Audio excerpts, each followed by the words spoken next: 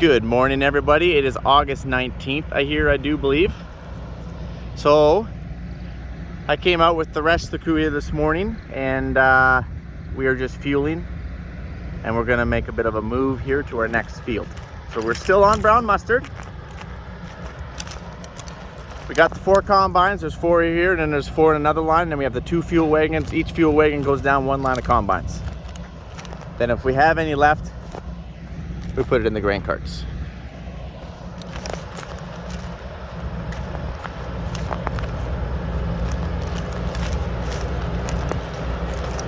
So typically how it goes, I've done fueling videos before when we had the ideals.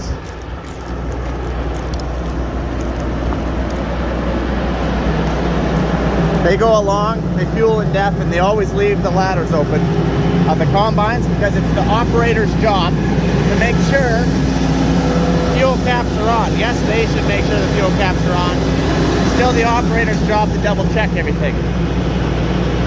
Fuel wagon there. Those are the last combines. We started down here and then it just go along. Then we do some greasing.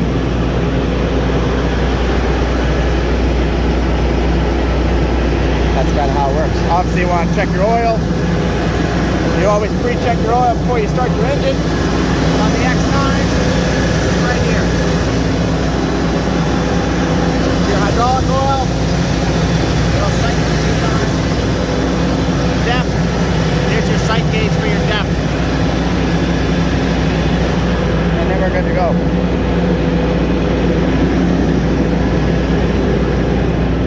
And then on the X9, just like the Olympics. Oh, I don't think that actually went.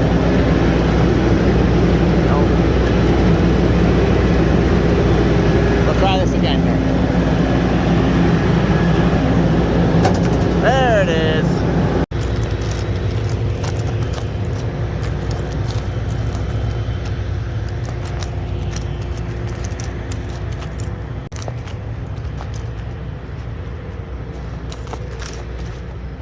Frankles, are you done yet? No. Oh, okay. Well, everybody went to go sit in their combines, so... Well, somebody has to finish the work, I guess. Me and Brian got to do it all. Well, we got to make sure the seat is held down in the combines. Right. We don't want it to go anywhere. Oh, man. Mark, you're doing an awesome job, buddy. Oh, we're trying. Do you do custom work? Do you do custom work, sir? I can, yeah. Only if it's convenient. I might scratch your glass, though. Oh, that's true. We wouldn't want that. Yeah, I don't want to scratch. You don't want to get too good at it. We don't want to get too good at it. Because otherwise people expect things, you know? We just expect the best of the guy. That's right. Go say hi to Rickles over here. Morning, Rickles. Morning. How's it going, sir? Well, I can finally see you again, hopefully. Do you do custom work? For a price. Keep going to every Always person. Do price. you do custom work?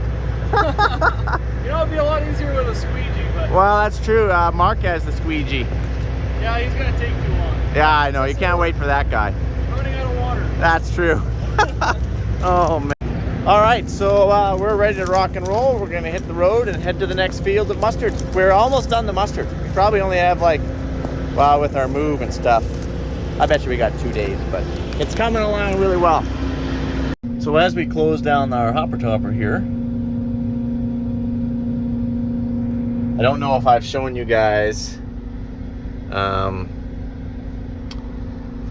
trick that we do, and I learned it from a John Deere guy telling me how to do this. You put your feeder hills all the way down to the ground, put your header all the way to the ground, just like that, right on the ground. Then you go into your header mode. I probably already showed you guys this already, but I'll do it again. And you push your wheels down. And by doing so, it will lift your wings all the way up, as much as it'll go. And then, lift it up. And your header is smiling at you. You have a very, very happy header. Then you bring your wheels back up so that way they're not in the way.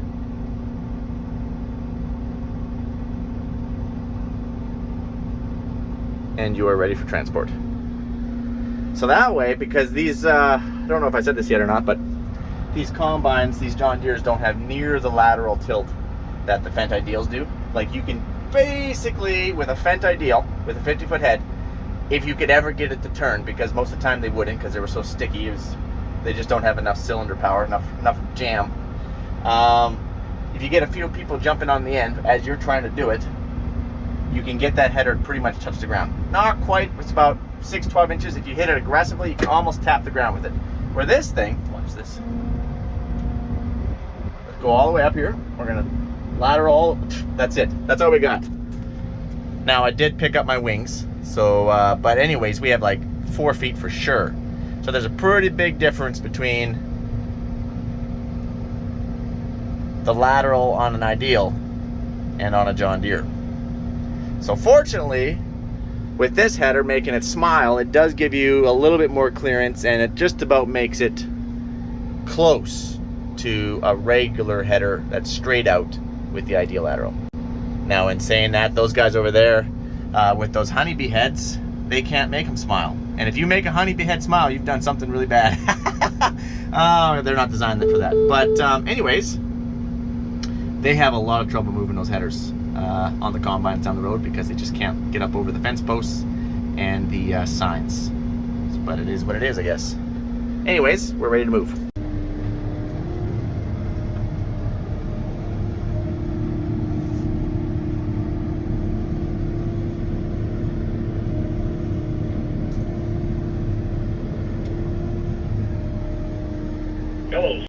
And away we go.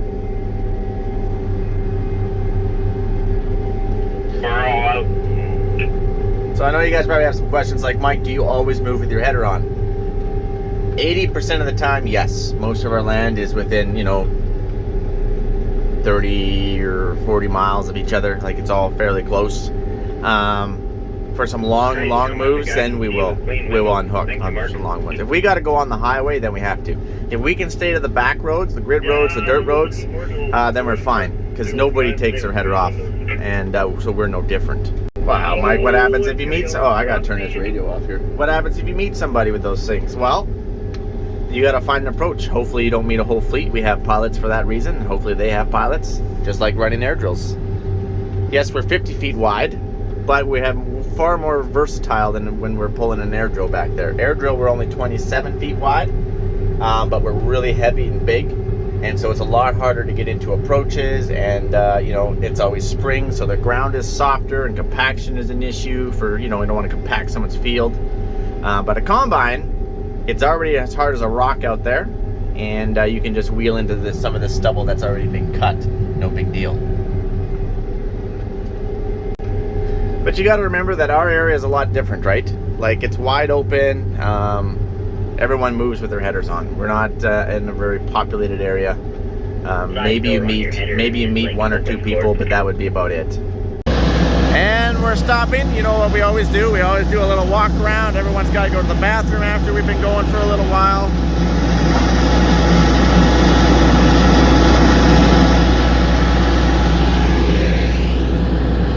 So yeah.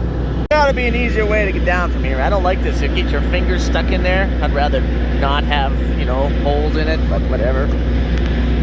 Oh, okay. See how it smiles? Gives us more room over here. All right, let's get rocking.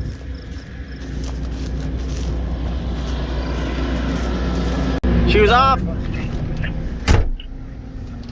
Let's roll.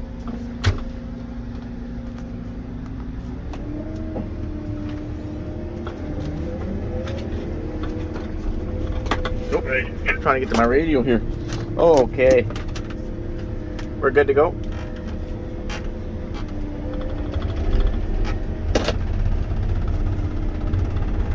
I guess we're good to go. No sign is a good sign.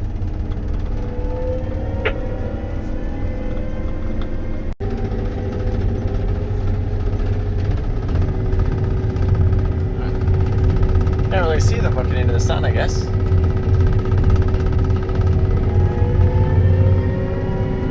We're about a mile or so long.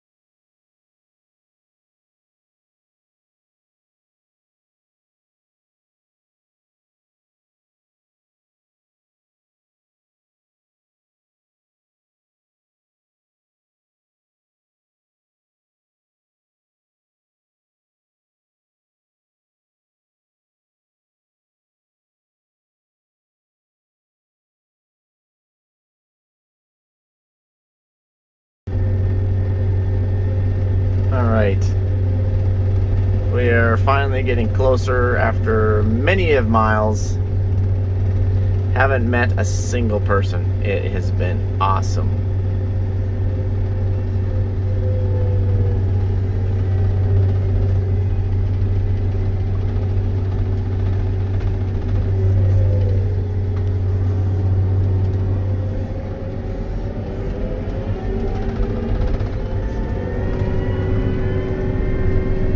Nope, still can't really see anybody. Looking into that sun every time, I'm telling you. So my phone is down to 50% and I have it plugged in. I have a charger, but it's crap. You know, I buy chargers by the handfuls, you guys. Cabled ones. You know, I got the good heavy cable on them. I do 12 volt plus 110. If I'm in my truck, I have 110. And but these cables last all of like a couple months. They don't build nothing anymore that lasts these days. It's kind of frustrating. So anyway, it's on this slow charge. It notifies you when you plug it in that you're on slow charge, and you're like, oh, okay. And seriously, it's barely a maintainer. If I'm recording, if I'm using my phone at all, it still drops, even being plugged in. It's stupid.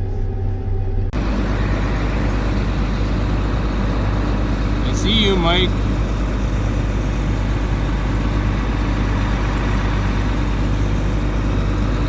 Although when they put two signs right across from each other, that can make it tight.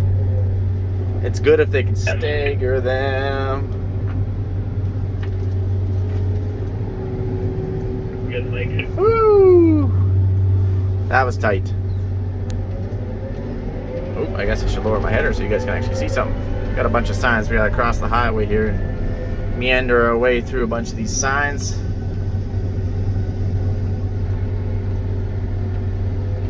And I can't. Oh, and a railroad track.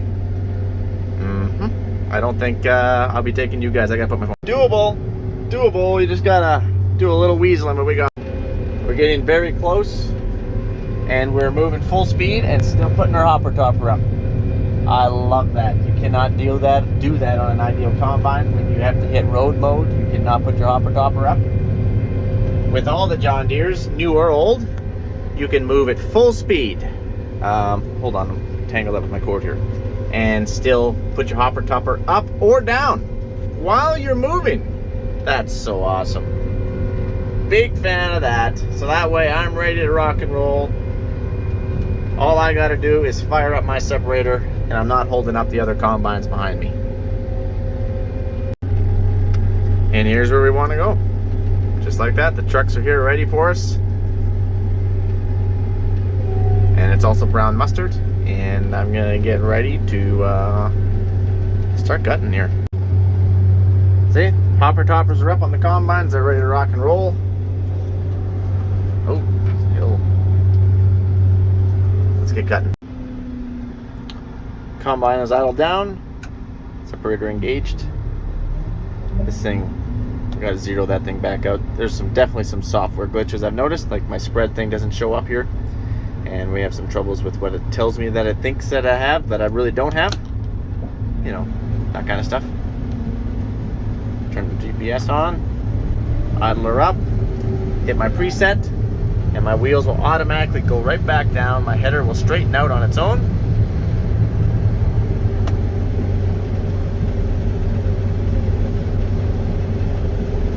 And then we'll start cutting here.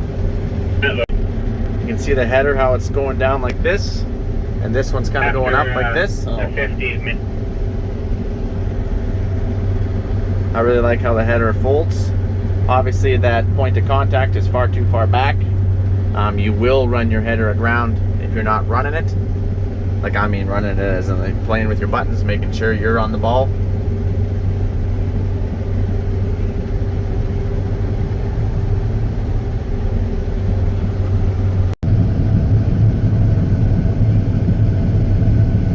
Not much of a crop here. It's running all of 2.4 bushels an acre. That's not good. But that's about what everything's been running. I was hoping to average 3 bushel on the mustard. I was hoping that we would average 10 on the cereals. I don't know if we will average 10 on the cereals. I think we're going to be down into that 8s And we haven't got to the lentils, but my prediction is I hope for 2. We had 2 bushel last year, and I don't know if we would even get over 2 this year. In fact, we might even get to 2 again. I want to talk a little bit about fuel usage. I know you guys have had a lot of questions about that. I don't know, we're probably like that 30%, 33, we're about 1/3 done harvest or something like that. So it's been actually coming along really, really well. A lot of factors. One factor is you know, it's a thin crop, we can go quick. The other major factor is, which we talk about quite a bit amongst ourselves, is that we can actually get going, stay going. When we had the ideals, and we should probably do a video about why we released the ideals, but when we had the ideals, we always had 2 to 3 every day down, every single day. I don't know if we ever had them all up and running more than for a month's worth of harvest. I don't know if we ever had them all up and going 5 times. I don't know if that was a thing. But anyways, let's talk fuel. So obviously we're in a poor mustard crop, but talking back and forth, this combine is burning around 2 gallons per hour less on the average. We're all going the same speed. Performance is not, this performance is not based off crop, it's just based off of however fast you can drive. Probably would factor in, you know, are you offloading your grain tank at half full, or are you dragging around a pump full tank? It's a really good question. In a poor crop like this, we always try and get empty once we hit the top of the window, which would be about 50% of your capacity, 200 bushel, 400 bushels full. And because, you know, it takes us a long time to fill. So why do you want to drive around with all that extra weight in there and just burn even more fuel? But anyways, average working speed, my average is about 7 miles an hour, so that's not bad. I've got about 113 engine hours, 66 separator hours, and around basically 66 header hours, and 28 idle hours. And that, you know, that's a pretty big difference, because if you looked at the ideal hours, our idle hours were like twice as many as our separator hours, something like that. Anyway, maybe not quite twice, but it was pretty massive. We'll go to this one. I've cut about 2,400 acres with this combine. I've worked for about 59 actual hours out here. My average is about 40.7. That's over the full 2,413 acres. And that's actually really good, because you can't just do 7 mile an hour all the time. You got to do your headlands, you're going through koshus patches, you're going through washouts, you got to cut washouts out. You know, as you farmers all know, that's pretty good to be able to average that. Obviously it's quite dry. I haven't changed it off of the durum, and our durum was around that 10, so that's why it's still sitting at 10. As we continue to chew down on this mustard, that average is going to significantly drop once our acres start coming up. And I think that might be it. Oh yeah, so and I've burnt about 1,000 gallons of fuel. So yeah. Throughput 436. That's what you get when you get a drought 2 years in a row. So yeah, as you guys know, this is not a normal year, and it's really hard to compare these two combines. We can compare fuel, but that's about it. So this one is definitely more fuel efficient, and I do believe it's the same size tank as the S series. It can't quite go 2 days though. Not even in a poor crop can it go quite 2 days. I did try. I brought it down to the halfway mark, and I'm like, oh, that's awesome. You know, it's 10 o'clock at night. I should be able to get one more day. Nope, never works that way. The bottom half is always smaller than the top half for whatever reason, and I couldn't. I actually had to fill up around supper time, so it was kind of embarrassing. I had to call for the fuel wagon and be like, yeah, I guess I can't go 2 days. When I shut down last night at 10 and it was half, I'm filling up now and it's flashing that it needs fuel at supper time. So can't go 2 days. And if you were working the combine, you would be filling it up every day. You'd be burning like that tank out, because I've been burning around that 200 to 300 gallons a day, and you would be burning a lot of that tank out. So anyways, the def, well, I can easily go 2 days. I think I could probably do 3 days on a tank of DEF. I haven't tried because I hate being that inconvenient guy when you get 20 miles away from your fuel wagon. Be like, yeah, can somebody who you don't have go and get the fuel wagon and go fill it because you're an idiot and you didn't fill up when you could have just because you wanted to try stuff out. I get that a lot. But anyways, the other combines have burnt the new 790s, and they have pounded through about a similar amount of acres. They're around 1,400 gallons of fuel. So they are more fuel efficient, but would they be even more fuel efficient, or would they maintain that fuel efficiency if we were cutting a 40 or 50 bushel crop? I don't know. But I will know when I take the other X9 and go to the North Farm and cut hopefully a 40 or 50, 440, might not go 50, but we're actually dried up down there. I know we got like 14 inches of rain during the spring, and it was a battle, you know, it was a fight. I went around a lot of sloughs. But then it kind of didn't rain during July, and it started burning up, and you could see it on the hilltops. I mentioned that. So I think it's back down from what it could have been an awesome big bumper year to an average year. But who knows? We'll see when we get cutting it in. But anyways, that's kind of it on the nutshell. It is more fuel efficient. Would it be more or better if we had a better crop? I don't know. Or would it be less if we had a better crop to push through it? Because they're traveling the exact same speed as we are with the exact same head. So I do like the swiveling seat. I do like that. And they have a swiveling seat too. Anyways, oh!